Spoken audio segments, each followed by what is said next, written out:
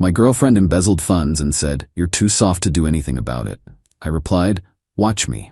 Then I sent the evidence to the IRS. Her hard stance dissolved in the interrogation room. I, 39 male, always thought soft was a compliment. It's what my girlfriend Corinne, 35, called me. "You're a good man, Simon," she'd say. "So soft. You see the best in people." We own a business together, or we did. It's a community bookstore and cafe called the Page and Perch. It was my dream. I'm the page part. I handle the community events, the author signings, the kids' story hour. I'm the face. Corinne is the perch. She handles the numbers, the payroll, the ordering, the hard side of the business. I trusted her with it completely. I'm not a numbers guy. I'm a books guy. I thought we were doing okay. Not rich, but paying the bills. We were a beloved local spot. Then, 2 weeks ago, I got a call from Flower Power, the local bakery that supplies our pastries. Anya, the owner, sounded stressed. "Simon, I'm really sorry," she said, "but Corinne's last 3 checks bounced. We're talking almost $4,000. I can't extend any more credit." Bounced? I was confused. We just had a stellar sales weekend. I told Anya I'd look into it and cover it personally. Corinne was supposedly at a Women in Business leadership retreat. She'd been going to a lot of those. I'm soft, not stupid. I just hate confrontation. So I didn't call her. I logged into the business accounts. I have access. I just never use it. I stared at the screen for an hour. It wasn't just Flower Power, our main book distributor, our coffee bean supplier, all late. But the money? The money was gone. Not just low, but gone. And it was going in huge round numbers to one place. A vendor I'd never heard of. Apex Strategic Solutions, LLC. $10,000 in February. $15,000 in April. $8,000 just last week. I scrolled back. For 18 months, Corinne had been siphoning money to this consultant. It totaled over $160,000. I felt cold. The room was spinning. This wasn't a mistake. This was methodical. When Corinne got home 2 days later, I was waiting. She was tan, wearing new, very expensive-looking sunglasses and carrying a brand-new leather attaché case. "Hey, softy," she smiled, kissing my cheek. "Miss me?" "Who is Apex Strategic Solutions?" I asked. I didn't yell. My voice was flat. Her smile didn't just fade, it snapped off. "What? Apex Strategic Solutions, you've paid them over $160,000. Our bakery checks are bouncing, Corinne. Our book supplier is about to cut us off." "Who are they?" She scoffed. Actually scoffed at me. "Simon, don't worry your pretty little head about it. It's high-level business strategy. It's diversification. It's way over your head." "Over my head?" I said. "It's our money. You're bleeding us dry." "That's not a strategy. That's theft." She dropped the attaché case. The arrogance that followed was breathtaking. She crossed her arms and her whole face hardened into someone I didn't recognize. "You're right. It's theft. And it's my money. I'm the one who makes this business work. You just sit on a stool and read The Very Hungry Caterpillar to snot-nosed kids. I built the infrastructure. I earned that money." You're admitting it?" I was floored. "Yes, I am," she said, leaning in. "And what are you going to do about it, Simon?" "Huh? We're not married. The business partnership agreement is a mess. Are you going to sue me? You don't have the money for a lawyer. You're too soft. You don't have the stomach for a real fight. You'll just get upset, and I'll console you, and you'll get over it. You always do." I just looked at her.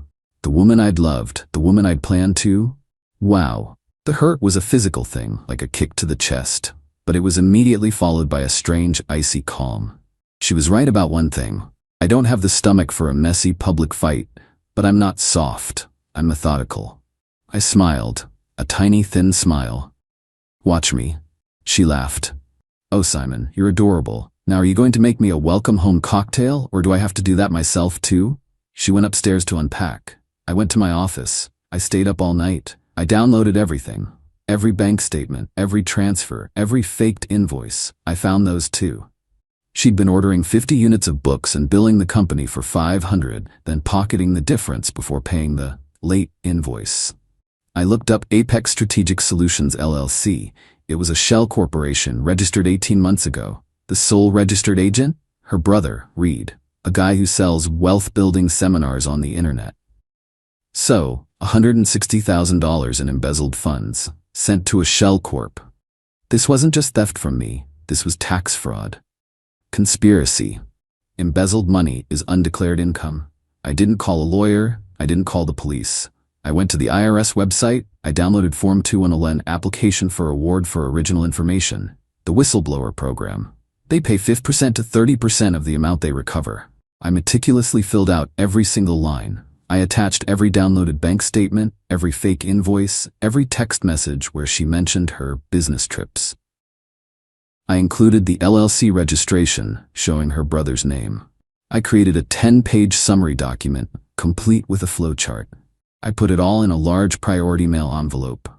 Corinne came downstairs the next morning, annoyed. "Ugh, you didn't even make coffee. What is your problem?" I was sealing the envelope, just running an errand. "You're still pouting, aren't you?" she sighed. "So dramatic. Look, I'll find some money in the budget for the bakery, okay? Just get over it. We have a business to run." "Understood," I said. I walked to the post office. I paid for certified mail with return receipt. I dropped the 10-pound envelope onto the scale. The postal worker looked at me, then at the IRS address. "Heavy stuff, man." "You have no idea," I said. "I'm writing this from a hotel room." I packed a bag and left. "She's been texting me for 2 days. Where are you?"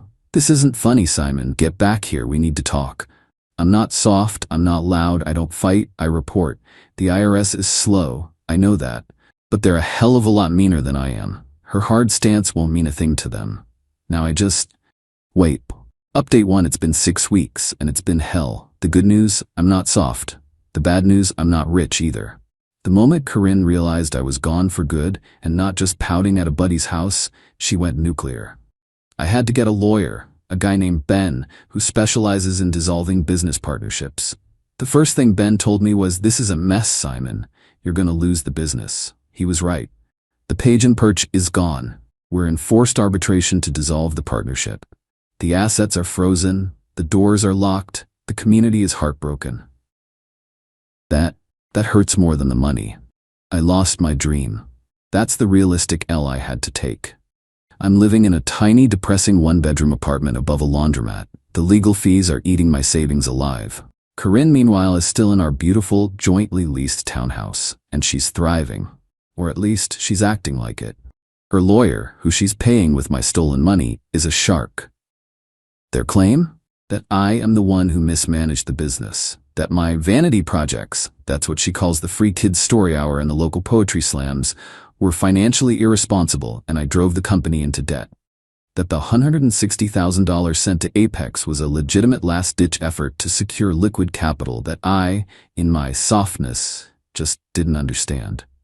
It's all lies, but it's papered. She has invoices. Fake ones, but they look real. Then came the entitlement, the sheer uncut gall. I got a Venmo request from her 3 weeks ago for $1,750. The memo, "You're half of the rent, idiot." I ignored it. She sent it again and again. Then she called me. I sent her straight to voicemail. Then she emailed me. Subject, "You are gonna make me homeless." Simon, I don't know what kind of sick, vindictive game you're playing, but you are still 50% liable for the lease on this townhouse. Your refusal to pay your half is a breach of contract. I am a single woman, and you are trying to make me homeless out of spite. If you don't send your half by the 1st, I'll be taking you to small claims court. Grow up. I just stared at the email. She's sitting on $160 of my money, and she's shaking me down rent. My lawyer told me to ignore it. The lease is a civil matter that will be bundled with the dissolution. But the nerve. Then last Tuesday, the unpredictable subplot showed up. Her brother, Reed, the CEO of Apex Strategic Solutions. I was getting my mail from the rusted box at my new dumpy apartment. A white, entry-level luxury SUV, the kind with 0 personality, pulled up. Reed got out. He's exactly what you'd picture. 2 white teeth, blazer with sneakers, slicked back hair. "Simon, right?" he said, like we were meeting at a mixer. "Reed, we haven't been formally introduced." "I know who you are," I said, holding my junk mail like a shield.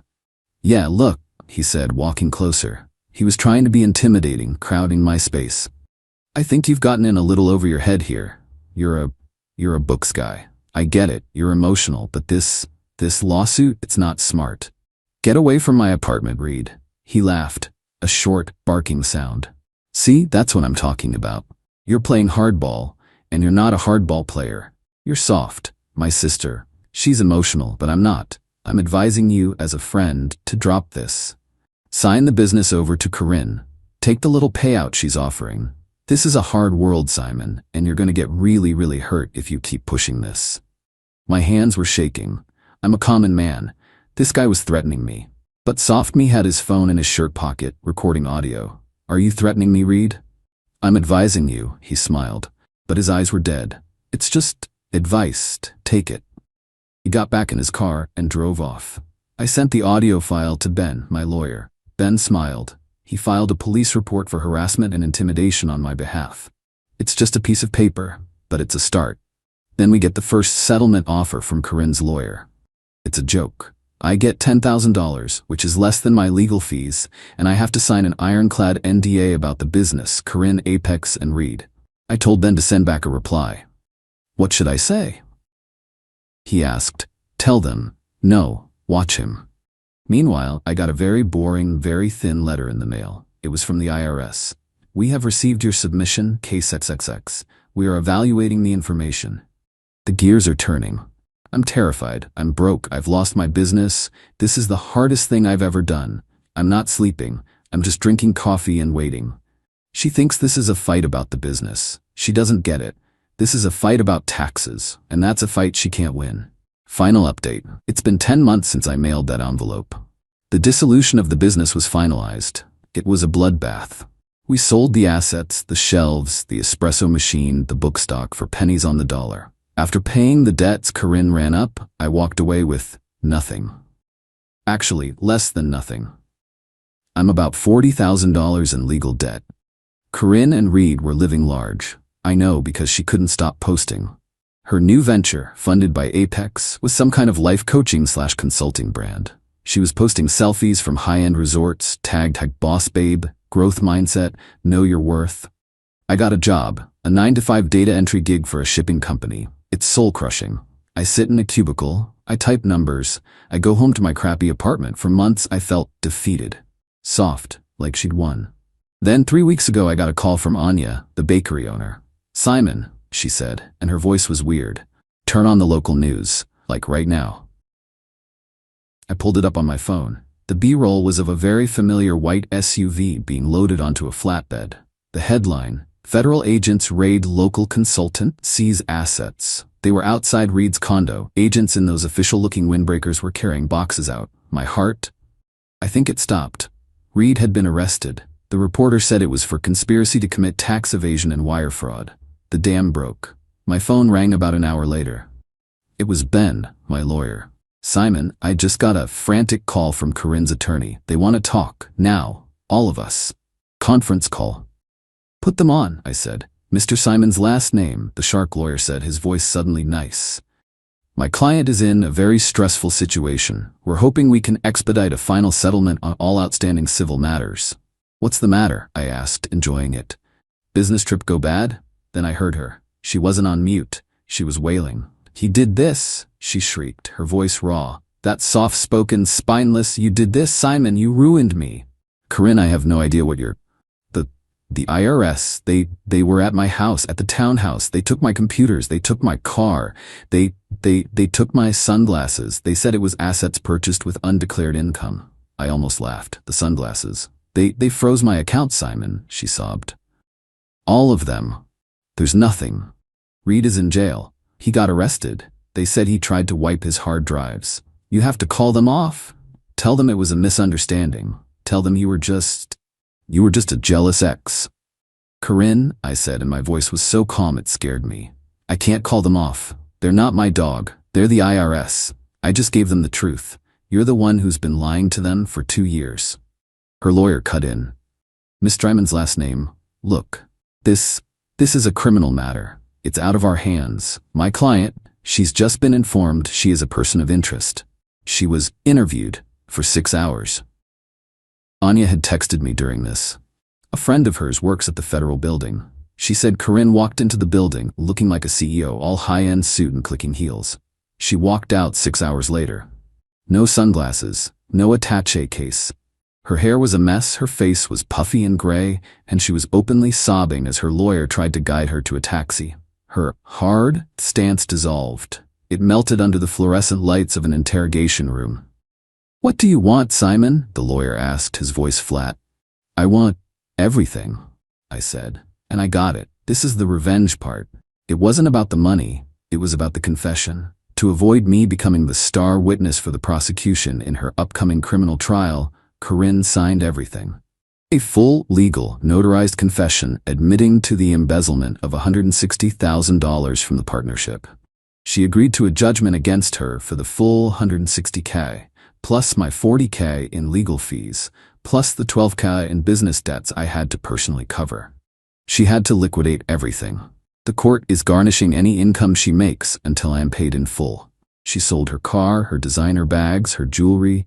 She had to sign a formal, public apology, which I did post in the window of the now-closed bookstore, to Anya at Flower Power and our other vendors, admitting she defrauded them. She took a plea deal. Tax evasion and conspiracy. She's facing 18 to 24 months in a minimum security facility. Reed is facing more, like 5 to 7 years, for the conspiracy and obstruction of justice. So, I won. But it feels weird. I'm still in my cubicle. The Page and Perch is still gone. I'm still paying off debts. This wasn't a movie. I don't get my old life back. But I got a letter yesterday from the U.S. Department of the Treasury. The IRS recovered the full $160 in back taxes, plus penalties and interest from Corinne and Reed, or what was left of their assets. As per Form 211, I was entitled to my award. A check fell out of the envelope for $24,000. It's not a fortune. It's not FU money. But it's 15% of the hell she put me through. It covers my legal fees. It's a start. She called me soft. She was right, I am soft. But soft is just another word for patient. Soft is what water is, and water can cut through stone. She thought she was a rock. Turns out she was just a brick of cheap concrete, and she just dissolved.